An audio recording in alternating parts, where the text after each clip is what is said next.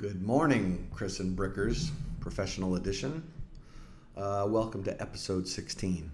This one I like a lot because this is an area that I have worked with a lot of different individuals and I've seen a variety of outcomes.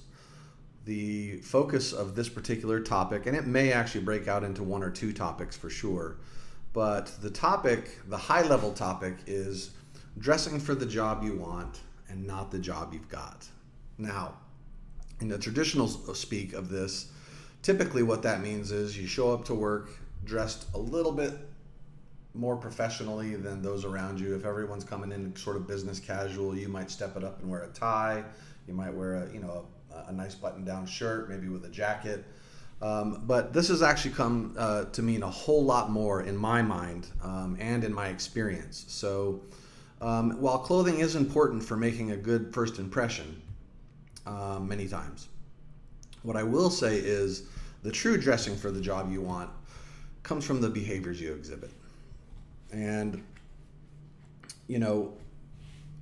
what I think needs to be clarified here is there's a lot of nuances that go into this thought process. And it also depends on the type of roles that you're going for.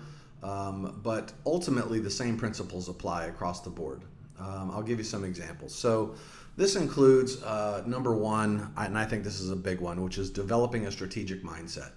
Now, put simply, that just means thinking and taking actions that are not limited to just what you do in your part of the business. When you can understand a bigger picture of what it is that your company's trying to accomplish, then when you are applying what you do into how that impacts and has a ripple effect across the organization, you're now starting to engage in that part of your brain that says, I understand this business, I'm actually in it.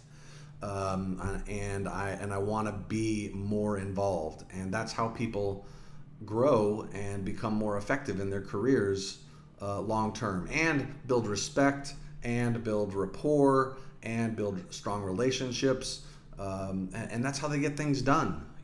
I have example after example where I have personally engaged with our IT departments, and I've even had a few come to me and say, we usually only answer your questions ahead of others because you're very thoughtful in the way that you communicate the message that you're trying to get resolved. Whereas others will throw, a few vague facts into a trouble ticket and say, I need this fixed immediately. I'm the VP of so-and-so, or I'm the director of this, or what have you. Well, they need the tools to do the job. And if I say, I can't log onto my computer, fix it, that's not going to get what they need. And that's not going to get what you need. And therefore, you're going to then go around saying, our IT department is horrible. And that's not true. What's horrible is the fact that you chose to communicate poorly. And most of the time, I would say that this just falls back into that I don't think in a way that allows me to let the rest of the business be effective. So that's one. Another one, and this is really key because especially if you're coming up through the ranks, right? If you start out, at a particularly junior level within your organization, we have a tendency to build a rapport. We go to lunch with our friends. They become our friends. We may meet them on the weekends and these things. But there may come, sorry, Brick.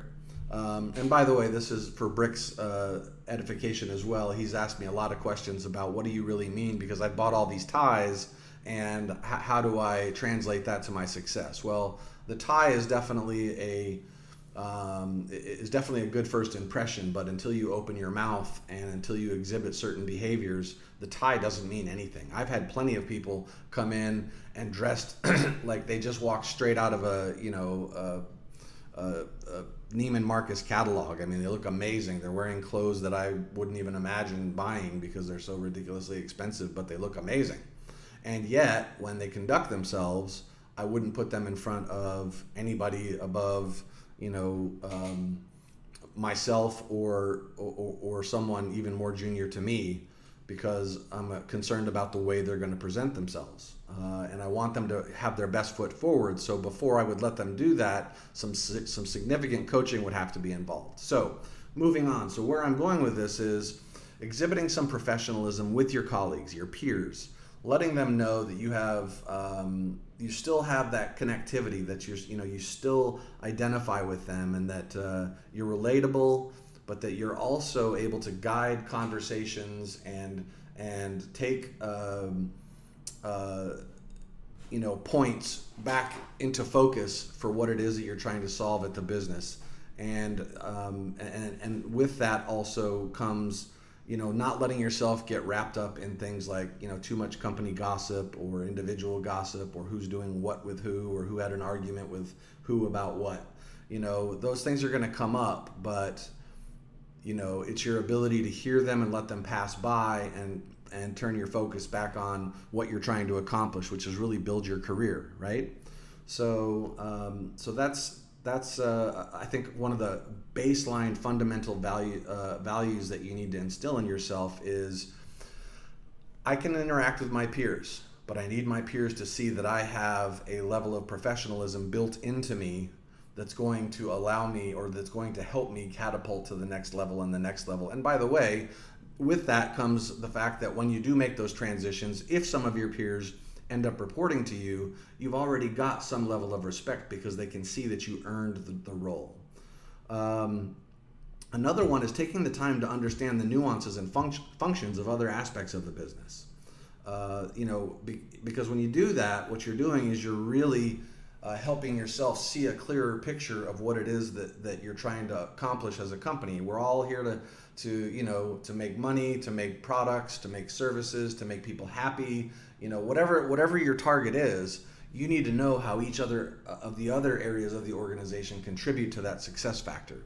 So that's a really, and by the way, with that one, I would also say, see also strategic thinking, because that's how you really start to understand that I'm in this to be a contributor on a much larger scale over the long haul.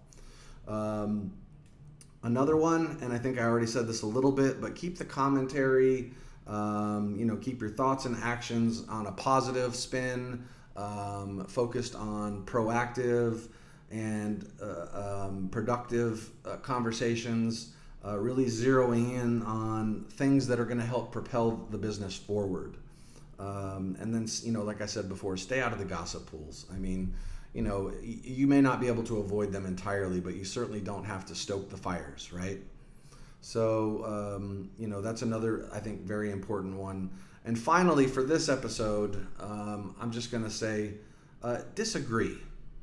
But when you disagree, I think it's very critical that everyone understands that disagreeing with the way that the business is moving, maybe they're making some decisions that you think you have a better idea for, well, that's fine, but you want to but when you do disagree, you want to do it respectfully.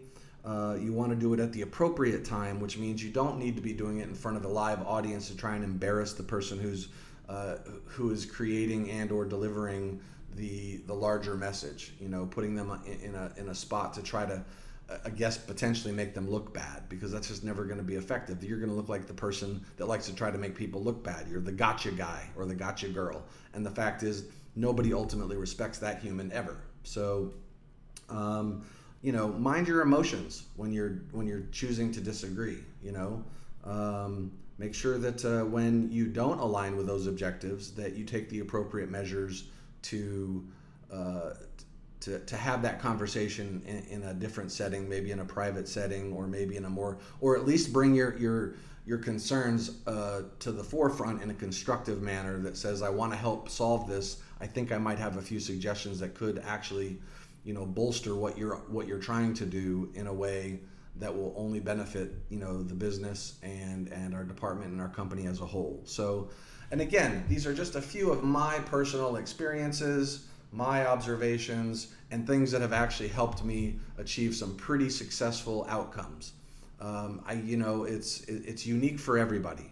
Everybody's approach is going to be different, but I can tell you this: when you're dressing for the job that you want and not the job that you got, most of the time it has to do with how you conduct yourself as a human being and as an individual towards other people. So bear that in mind, and yeah, sure, wear a tie, wear a nice suit if you like. We are working from home these days, so maybe that doesn't matter as much, but ultimately, come with the right frame of mind.